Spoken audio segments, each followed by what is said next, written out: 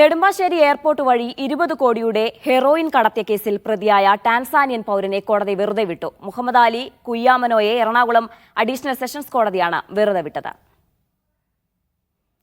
Mojtaba ചേരുന്നുണ്ട് വിശദാംശങ്ങളുമായി. Mojtaba, കൂടുതൽ വിശദാംശങ്ങൾ. 2022 മെയ് മാസത്തിലാണ് ടാൻസാനിയൻ പൗരൻ നെടുമ്പാശ്ശേരി വിമാനത്താവളത്തിൽ വെച്ച് DRIയുടെ പിടിയിലാകുന്നത്. എന്തായാലും ഈ അദ്ദേഹത്തിന്റെ കയ്യിൽ നിന്നുള്ള ലഗേജിൽ നിന്ന് 20 കോടിയോളം വില വരുന്ന ഹെറോയിൻ കണ്ടെത്തിയെന്നായിരുന്നു DRIയുടെ കേസ്. അതിനനുസരിച്ച് എറണാകുളം അഡീഷണൽ സെഷൻസ് കോടതിയിൽ വിചാരണ നടപടികൾ പുരോഗമിക്കുമായിരുന്നു. ഇന്നാണ് ഈ കേസ് പരിഗണിച്ച സാഹചര്യത്തിൽ അഡീഷണൽ സെഷൻസ് കോടതി ഈ ടാൻസാനിയൻ പൗരനെ വെറുതെ വിട്ടത്.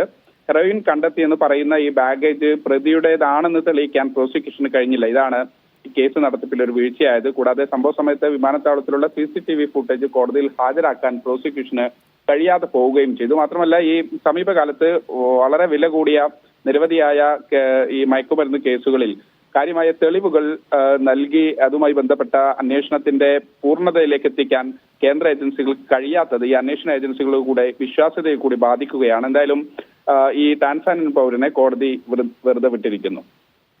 ശരി.